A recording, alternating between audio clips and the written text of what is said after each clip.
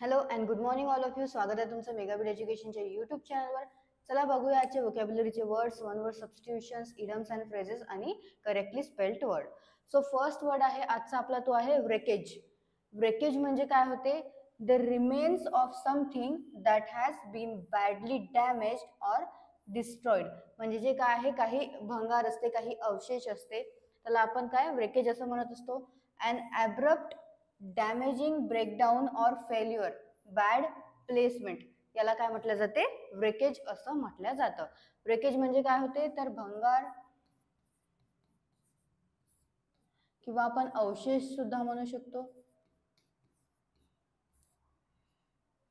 तर कशाचे अवशेष? खराब झालेल्या किंवा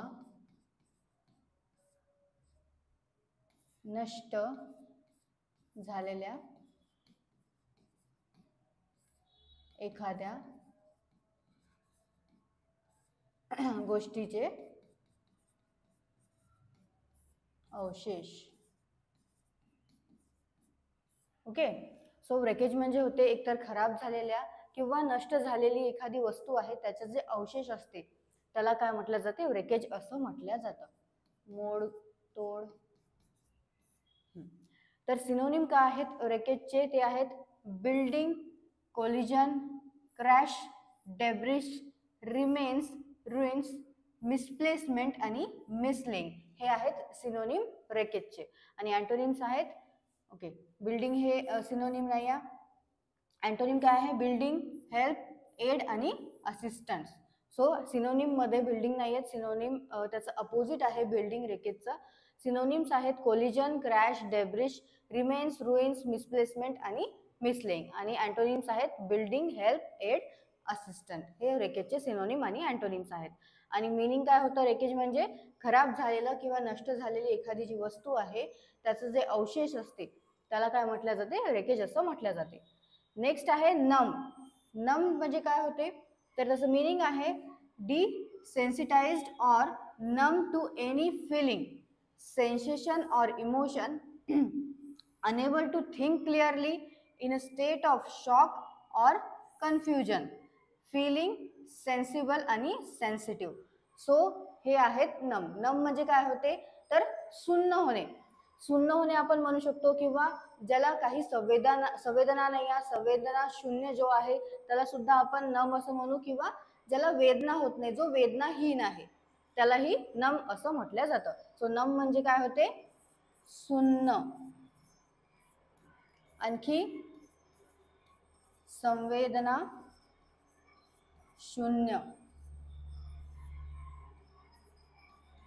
किंवा वेदनाहीन असंही म्हणू शकतो आपण, जो की हलू नाही शकत, हलू न शकणारा, त्याला सुद्धा नम असं म्हणतात, जो की नम झालेला आहे.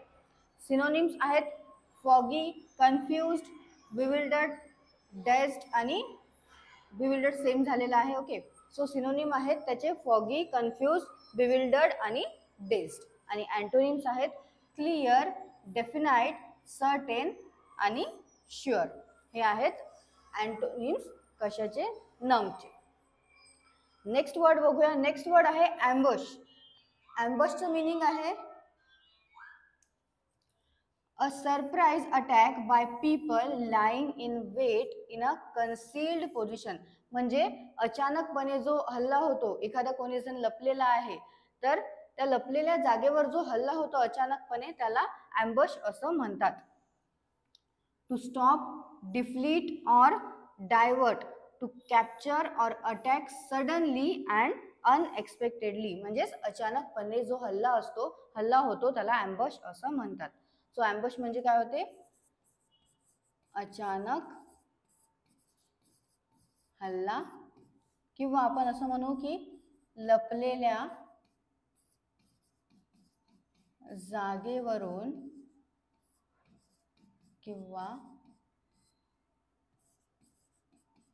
दबा धरून हल्ला करणे, त्याला म्हणतात ॲम्बश. आणि सिनोनिम आहेत त्याचे सरप्राईज, ॲम्बुशकेड, अटॅक, असॉल्ट आणि असेल. आणि अँटोनिम्स बघूया आपण ॲम्बुशचे काय आहे ते आहे फ्रँकनेस, ऑनेस्टी, डिफेंड, गार्ड आणि प्रोटेक्ट. हे आहेत ॲम्बुशचे अँटोनिम्स. नेक्स्ट आहे one word substitution. One word substitution मध्ये फर्स्ट काय आहे release someone from a duty or obligation. म्हणजेच काय करणे त्याला दोषमुक्त करणे, त्याला निर्दोष ठरवणे किंवा त्याचा भार जो आहे तो कमी करणे, भार मुक्त त्याला करणे, त्याला आपण काय म्हणत असतो वन वर्ड मध्ये एक्झोनरेट. एक्झोनरेट असा हा वर्ड येतो. वन वर्ड ज्या कशा करता यूज करतो, ज्याला आपण दोषमुक्त करतो, ज्याला आपण निर्दोष ठरवतो किंवा ज्याला आपण भारमुक्त करतो त्याला एक्झोनरेट असं म्हणतात. एक्झोनरेट म्हणजे काय होते तर दोषमुक्त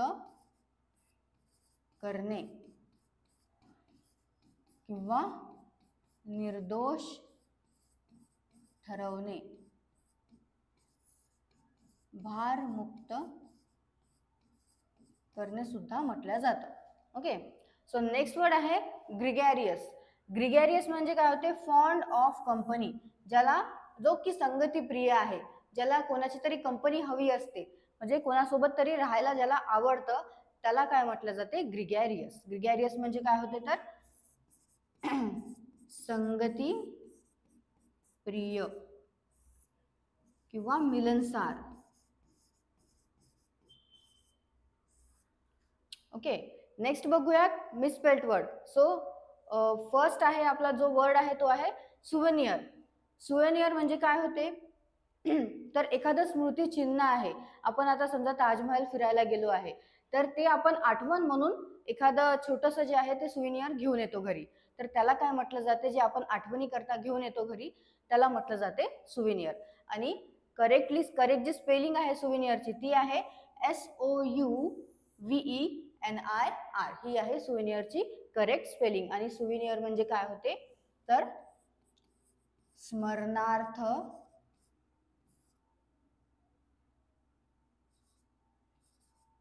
जतन केलेली वस्तू किंवा स्मृती चिन्ह, याला सुवेनियर असं म्हणतात. नेक्स्ट वर्ड आहे आपला क्रिमॅटोरियम. क्रिमॅटोरियम म्हणजे काय होते तर स्मशानभूमी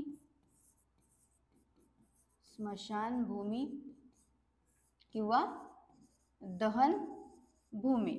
आणि करेक्ट जी स्पेलिंग आहे क्रिमॅटोरियमची ती आहे CREMATORIUM. ओके. सो क्रिमॅटोरियमची ही करेक्ट स्पेलिंग आहे आणि क्रिमॅटोरियम म्हणजे होते स्मशानभूमी आणि दहनभूमी. नेक्स्ट बघूया idioms and phrases. Idioms and phrases मध्ये फर्स्ट आहे stand in a good stead. Stand in a good stead म्हणजे काय आहे तर त्याचं मीनिंग आहे to be useful or be of good service to someone. म्हणजेच काय तर उपयोगी ठरणे, जे कठीण प्रसंगामध्ये जे मदत करतं त्याला काय म्हटलं जाते stand in a good stead. जे कठीण प्रसंगी मदतीस येतं त्याला stand in a good stead असं म्हटलं जातं. जसं की आता एखादा कोणी परीक्षा देत आहे तर त्याची तयारी काय आहे, त्याच्या परीक्षेकरता ती उपयोगी पडेल, त्याला मदत करेल असं आपण म्हणतो. म्हणजे काय करेल stand in a good stead करेल, त्याच्यासाठी ती त्याची परीक्षेची तयारी. तर काय होते उपयोगी ठरणं किंवा कठीण प्रसंगी मदत करणं हे सुद्धा आपण म्हणू शकतो. जसं मी तुम्हाला एक्झाम्पल सांगितलं की त्याची तयारी त्याला परीक्षेत मदत करेल. आणखी एक एक्झाम्पल आहे की एखाद्याचा अनुभव जो आहे, ओके, एखाद्याचा अनुभव त्याला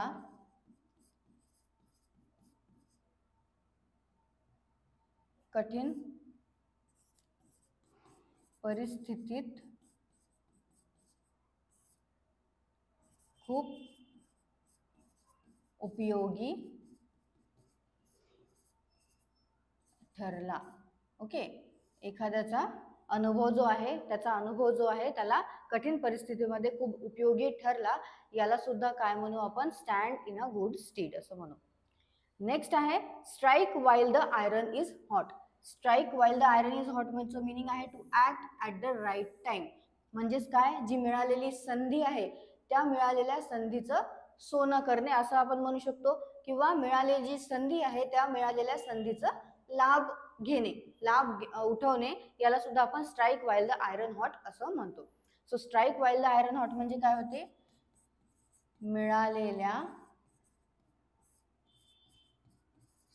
संधीचा लाभ उठवणे, किंवा लाभ घेणे सुद्धा म्हणू शकतो, लाभ घेणे.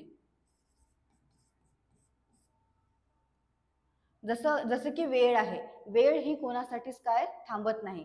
म्हणजे म्हणून काय, जी वेळ आहे त्या वेळेला, त्या संधीला, त्या संधीचा लाभ घेणे, याला आपण काय म्हणू, strike while the iron is hot. Okay, so ही आहे आपले आजचे इडम्स अँड फ्रेजेस, ज्याच्यामध्ये फर्स्ट होतं stand in a good stead. म्हणजेच काय होते, कठीण प्रसंगी मदत करणे किंवा उपयोगी जे पडतं त्याला stand in a good stead असं म्हटलं जातं. Strike while the iron is hot म्हणजे काय होते, की मिळालेली जी संधी आहे त्याचा लाभ घेणे, याला strike while the iron is hot असं म्हटलं जातं. करेक्टली स्पेल्ड वर्ड मध्ये आपण फर्स्ट सुविनियर असं बघितलेलं आहे. सुविनियर म्हणजे होते स्मरणार्थ जतन केलेली जी वस्तू असते, स्मृती चिन्ह जे असते, जे आपण कुठे जरी गेलो फिरायला, तिथनं आपण एखादं असं ताजमहल बघायला गेलो, तुम्हाला सांगितलं मी, आणि तिथनं छोटंसं ताजमहल आपण आणलं ठेवण्यासाठी घरी, म्हणजे आपण तिथे गेलो होतो हे कोणाला पण सांगण्यासाठी किंवा स्वतःची स्मृती म्हणून ते आपण घरी घेऊन येतो, त्याला काय म्हटलं जाते, सुविनियर.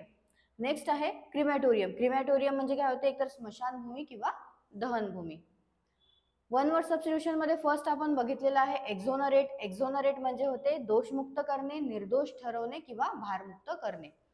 नेक्स्ट आहे ग्रिगॅरियस. ग्रिगॅरियस म्हणजे काय होते, जो की संगती प्रिय आहे, ज्याला कंपनी आवडते, खूप जणांसोबत राहणं आवडते, जो की मिलनसार आहे, त्याला ग्रिगॅरियस असं म्हटलं जातं.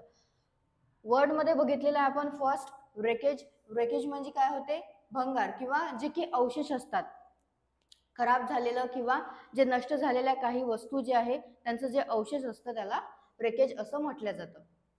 नेक्स्ट नम म्हणजे काय होते, तर शून्य, जो की संवेदना शून्य आहे, ज्याला वेदना होत नाही, जो वेदनाहीन आहे, त्याला नम असं म्हटलं जातं.